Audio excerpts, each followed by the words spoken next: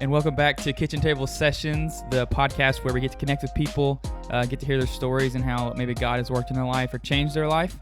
This episode is a good buddy of mine, Andrew Harbour. Welcome. What's up? We're just going to get right into it, as we always do. We're going to start with kind of let people know who you are, if they don't already. Kind of where you grew up, kind of the household you grew up in, and then we'll work into like your testimony as well after that. All right, sweet. So I was actually born right here in Memphis, Baptist East. I think at that time it was just Baptist or whatever. So I was born there and lived here for a few years, and then I've grown up in Corinth, Mississippi, and that's where we met. Yep. My dad's been on staff there at a church for I think like 22 years, for a long time.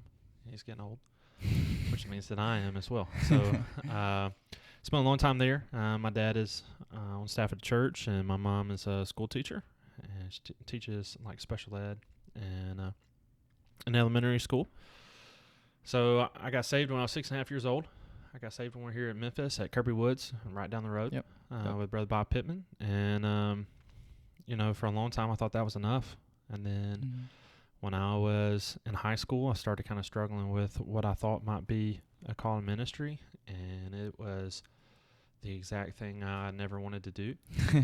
I'd grown up in a preacher's house. My parents, I think they're the best parents in the world. And they do a lot of really awesome stuff and loved on us and showed us what it meant to love the Lord. But that was just not what I wanted to do for a lot of reasons. I hated being in front of people, and I still do.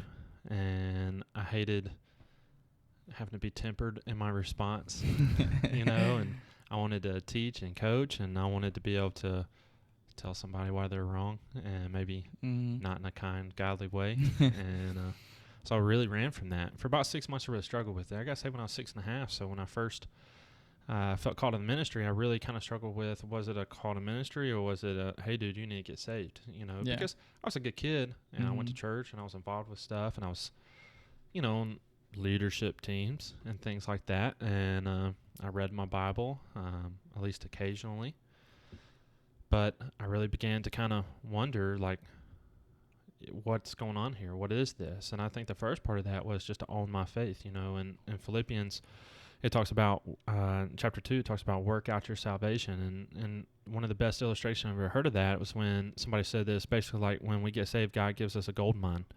Everything we're ever going to need, and then we just have to continue to dig in His Word, continue to dig in prayer, continue to dig in our walk to help us grow in that, to learn more and more about Him. And it really was a season of that. And then there was a season of just straight up saying no. Like I just said, no, God, I'm not going to do that. Yeah. I'm not cut out for that. I offered every excuse that I could. And then we went on a trip to Romania, my first international mission trip, and got the opportunity to go there. And my last two things, I'd just been for weeks been saying, Lord, like, I can't lead somebody, Lord. Like, I'm too shy. And then what if you called me to go overseas? I love my family. I want to be close as much as I can. Very much a homebody. And I started just really kind of throwing those at the Lord and directly just telling Him, no, I'm not going to do that because of these and this is why. And on that trip, I got the opportunity to lead somebody to the Lord, a high school kid.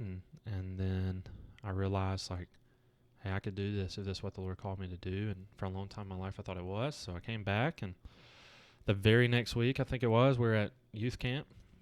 And 2-3 days in, I remember walking back through a field basically by myself, like going back to where we were going to eat. And I was like, fine, Lord, whatever. I'll do it. Leave me alone. Like, I will do whatever you want me to do. Yeah. And it was really cool because the first person I got to tell was my dad. And the second person I got to tell was my mom. But the second person in person, like face to face, was a guy named Shannon Battles, who had been mentoring and discipling me as well. And trickle down effect. My dad had been discipling him, so he was discipling me, and it was really cool. And so it was a really unique opportunity to be able for them to be the first two people. And since then, done a bunch of bogus, boneheaded stuff, and trying to figure it out. And then I guess we'll keep going with where I'm at. So I started in ministry. I was 16, and I still kind of didn't know what that was going to be. I thought it was going to be maybe something like FCA, maybe a parachurch organization, or MAM. I worked with them when I was in college, Memphis Athletic Ministries here, and then just over the course, I went to Blue Mountain College, got the opportunity to play a little bit of basketball, and wasn't very good, got hurt, so it was even worse.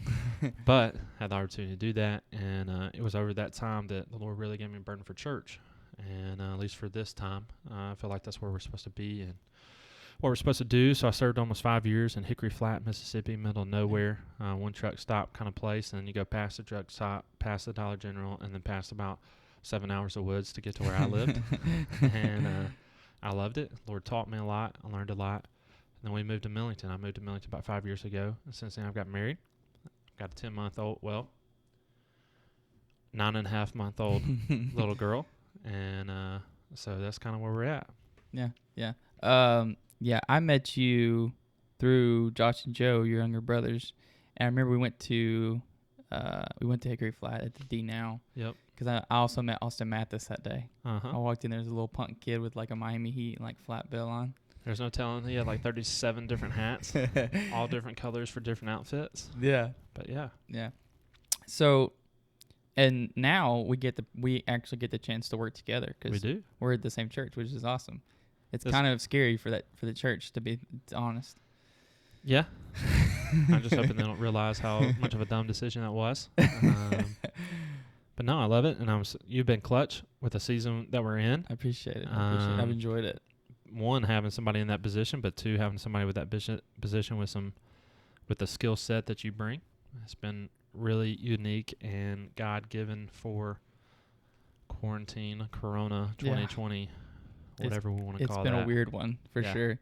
Okay, so you kind of talked about your salvation, and we went into like your call to ministry.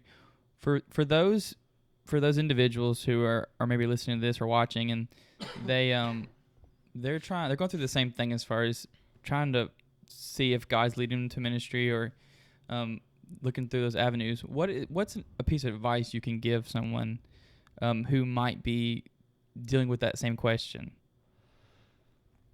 I think that's multifaceted. The first thing I think my dad told me this when I first talked to him, and honestly I used it not in the way that he meant for me to. Like I kind of used it as an excuse for a while, but he said if you can do anything else and serve the Lord and be happy doing it, that's what you need to do.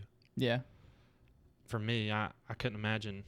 I love sports. I love a lot of different things, but I couldn't imagine doing anything else than what I'm doing right now. Yeah. And so that's the first step.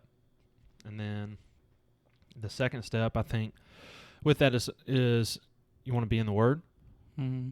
You want to be just spending time in the Word. Like if you're not reading the Bible, first off, you're not going to understand what God's trying to teach you in the first place. Yeah. Second off, like how would you ever expect to hear from Him if you're not reading His love letters to us?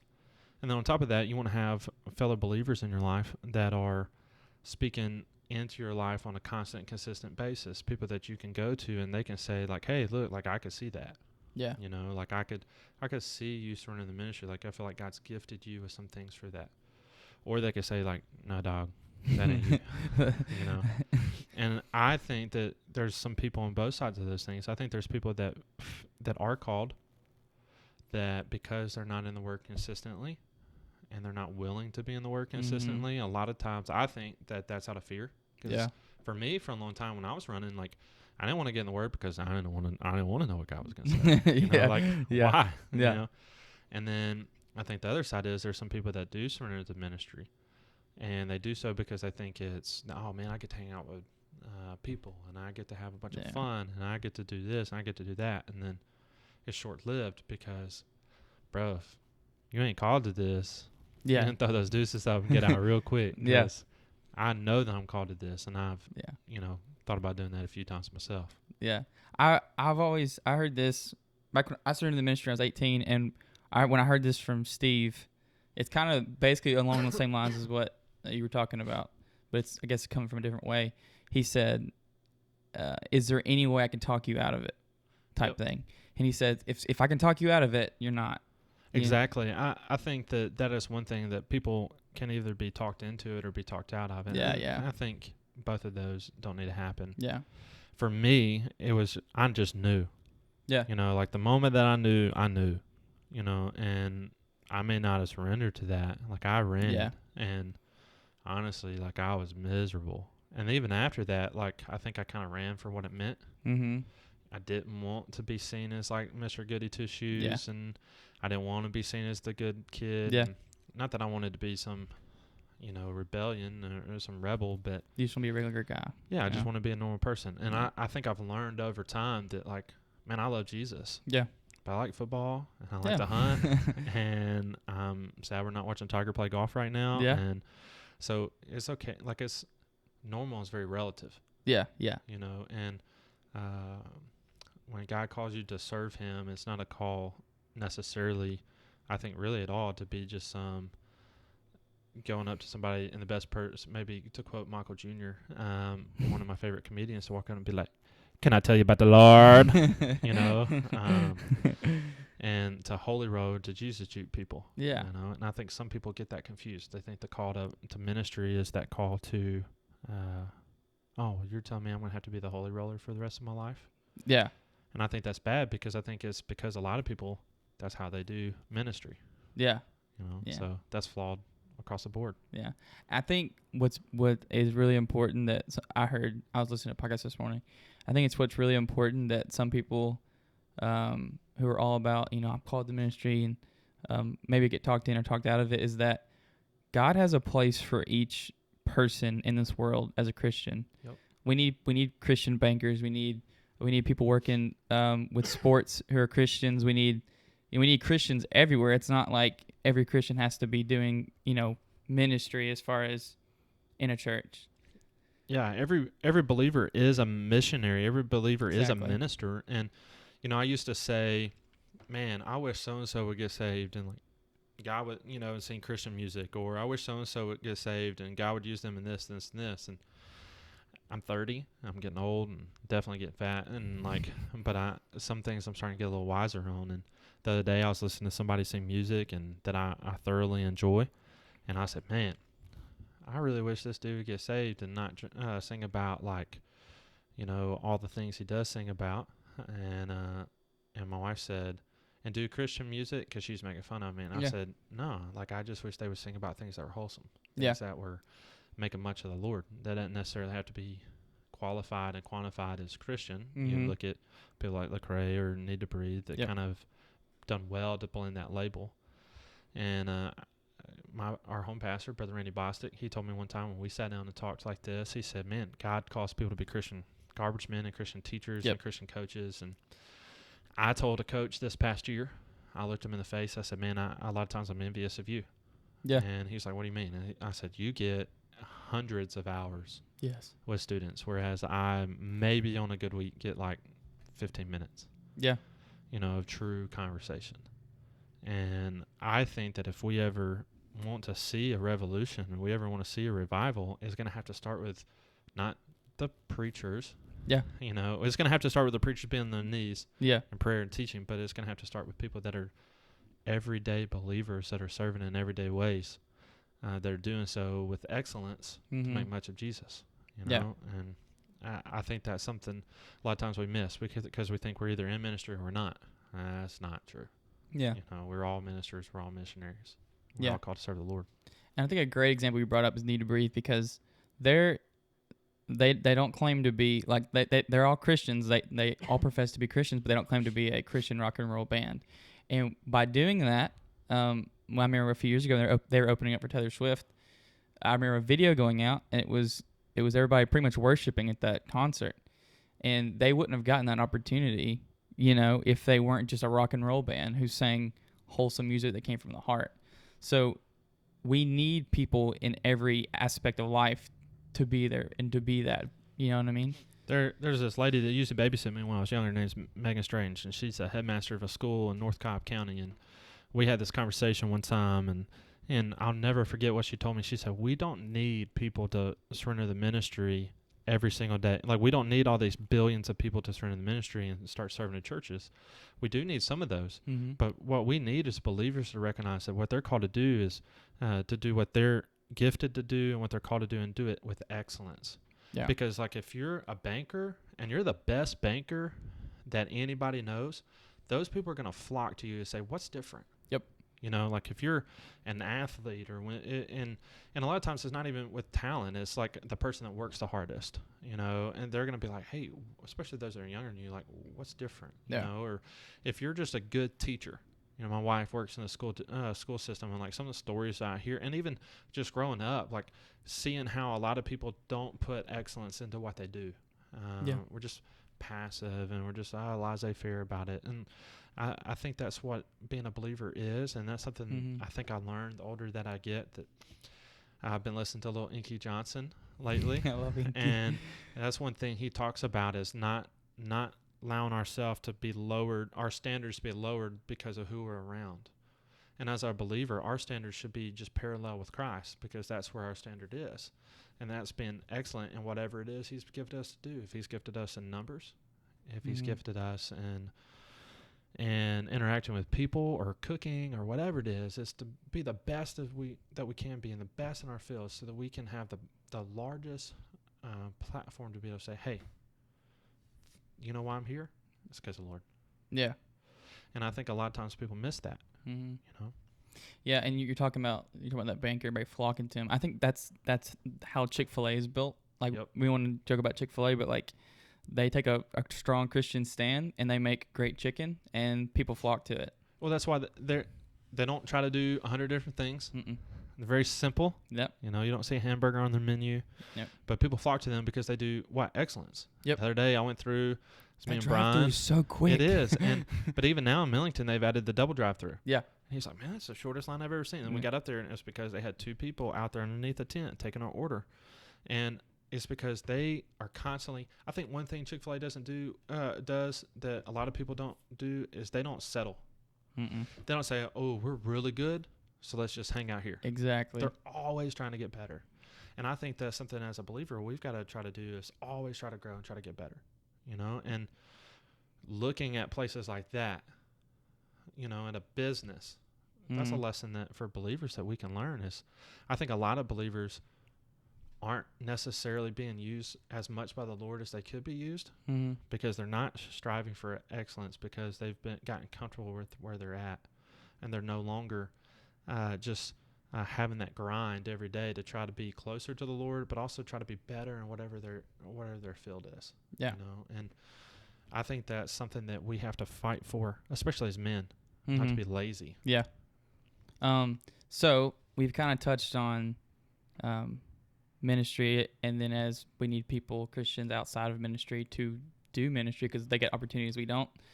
For someone listening, maybe riding in their car right now and they're heading to work, what are some practical, I mean, be intentional is easy to say, but what are some practical ways, maybe not big ways, that they can reach out in their workplace or show Christ's love in their workplace to their coworkers, or just generally people around the workplace?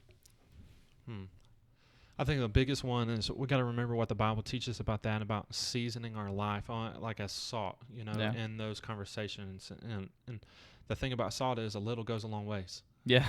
And trust me, we will not share the story of the steak when I came to Starkville. And little goes a long ways. Little goes a long ways.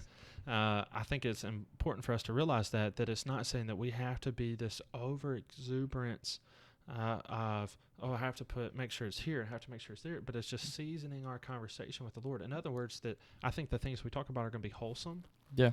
The things we're going to be talking about is going to be hope-filled. The way we view things is going to be different because, man, it's not our home.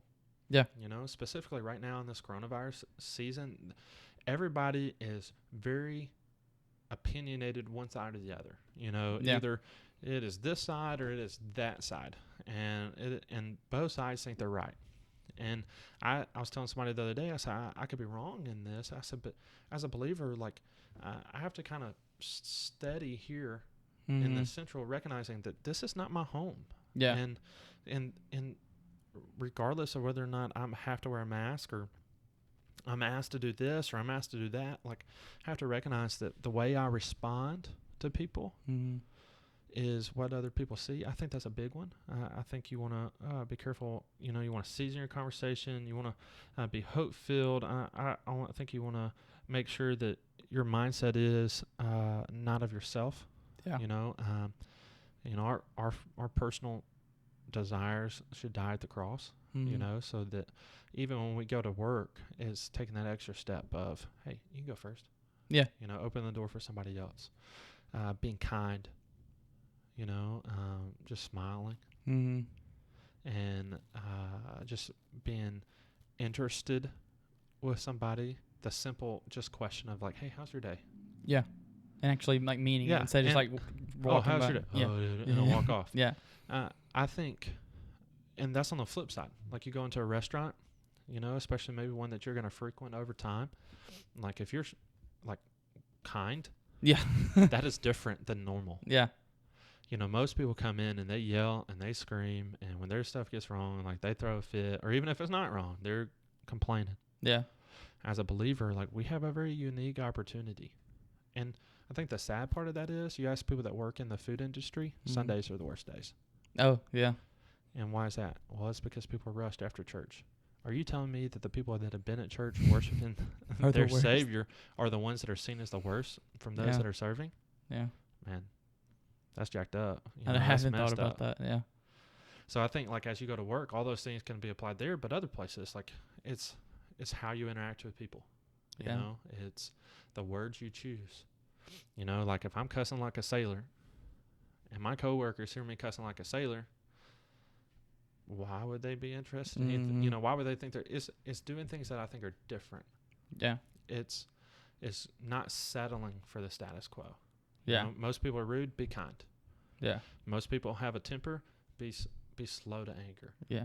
Most people they kind of, that's good enough for government work, strive for excellence. Yeah.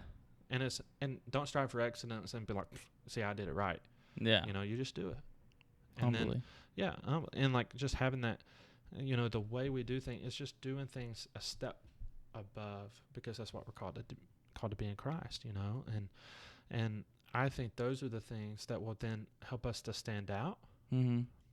But when you're doing them, not because you want a promotion, but you're doing it because other people will see, and you have the opportunity to. One of our teachers in our high school, like, he's just this over exuberant, hope-filled, kind man. Yeah. And he's now leading a Bible study at work with 10, 15, before all this, 10, 15, 20 people once a week, and they're wanting to go twice a week. And it's because, like, even though he's the boss, when he interacts with those people, he's kind, he's caring. When he asks, hey, how's your day? He genuinely means it. Yeah. And now all these people that aren't believers, they're flocking to him to try to figure out what's different.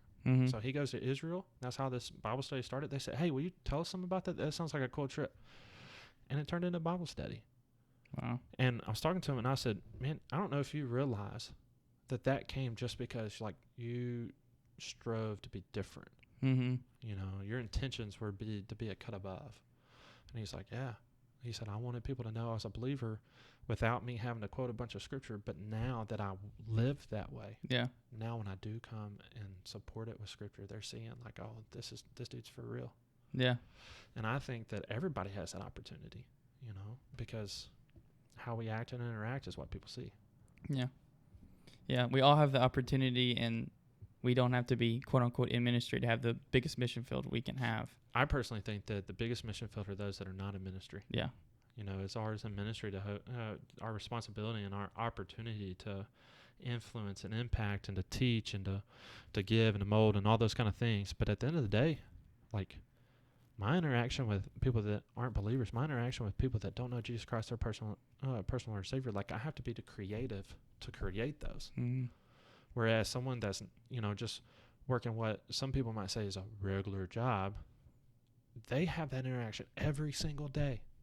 And what an awesome opportunity that is. Yeah. Like, I am envious of that. Yeah. Yeah.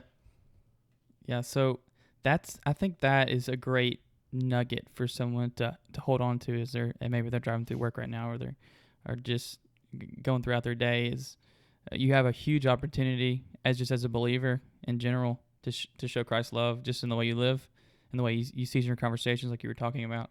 You have a huge mission field that some people don't. Some people who, maybe if you're a banker, you don't have the mission field of the football coach, and vice versa. So I think that's a big takeaway from today's episode. Okay, so we did some great. We did your testimony. We did some great core beliefs and some beliefs that we can take back with us, and some strategic witnessing tools. We have some random questions that we do at the end. Okay. And I don't know the questions until I say them, which helps it make it random. So, all right. These are just questions that help people get to know you better, maybe who don't know you. Or if they know you, they may not know these things, because I don't think I know part of these things I'm going to ask you, mostly because I don't know what I'm going to ask you. But first question. Now, this is the genre I'm about to, this is going to be you're in the garage, you're cleaning stuff out. What is your favorite genre of music? Or you can say artist. That'd be easier maybe. But you're in the garage cleaning stuff out. My favorite band right now is Need to Breathe. Has been, I think will be. Yeah. I was telling Jordan I will drive as far as it takes to go to one of their concerts pretty soon. Yeah. Been a little more eclectic in that lately. Yeah. Than normal. Need to Breathe, and then another that I'll always listen to, Shane and Shane. A lot of the older stuff. Yeah. I love Micah Tyler. There's some other artists that I listen to. Yeah. I've gotten into where I listen to some country. Very selective on that. Depends on the day. I'm very selective in what songs I try to listen to. Yeah. Because if you're not careful, I'm going to find myself, in a place that I don't want to be. Yeah. I try to be careful with who and what I listen to, and but I love the storytelling aspect of that. Yeah. So one person I like to listen that kind of blends that is Zach Williams. Mm-hmm. He's got a more of a country feel, but he's kind of like Need to Breathe. He is a believer and sings a lot about the Lord, but isn't necessarily a Christian artist. So okay, second question. You get one thing to do before you die, bucket list. Only one though. What is it? Only one. I know it's tough. You probably got a couple, but just one. I want to kill an elk with a bow. Kill an elk with a bow. Okay. Yeah. That's pretty good. Okay. I think if you told me you could only, you want to do that or get a grand slam of turkeys, like every single turkey in one, the national grand slam in 1 year, that'd be really cool. Yeah. I'll never get the chance to do that because I can't travel that much, and I'll be really old before I have the chance to ever even think about retiring. Yeah. But the elk thing, it may come one day. Okay. We're planning towards it. Okay. So last question. Let's think. I gotta think of a good one here. What is your favorite? This will be good. This will tie it off. What is your favorite memory that you and me share? Ooh. We've been on some trips together.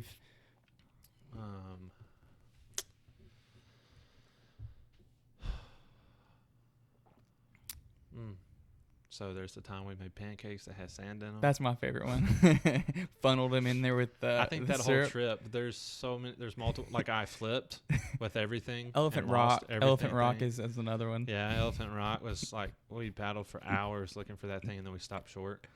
There's a sermon illustration in there somewhere. we hit the corner and we're like, hey, that looks like an elephant, I think, guys. We got to start paddling. Yeah, and then the river rising basically literally 15 feet in one night. Yeah. That was interesting. Yes. Hoping to see a bear. That was interesting. I did see a bear. I don't believe it. That whole trip, when you go 33 miles in 3 days and 2 nights. And not see a single person. And you don't see a single person for 30 of those miles. It is both an epic and interesting trip. I'd love to do it again, but I wouldn't want to do it with anybody else. That's for sure. Yeah. Probably that trip. Yeah. Or we could bring up the little red where you didn't catch a fish. I thought I caught a 4-day limit there at the end because they decided to dump all the fish right there where we were taking out. You caught 1 day's limit. I caught a lot. I don't know. Y'all were down there. I caught 15, I think. I was just sitting there. These little kids trying to fish. I'm just like, sorry guys, I ain't caught one. I was going through that. Was fun. But this has been another episode of Kitchen Table Sessions. This one with Andrew Harbor. Thank you for coming on. Appreciate it, man. I'm glad I got to come hang out. And we will see you next time. And by the way, you can also catch this podcast on YouTube, Apple Podcasts, and Spotify. All right, we're out.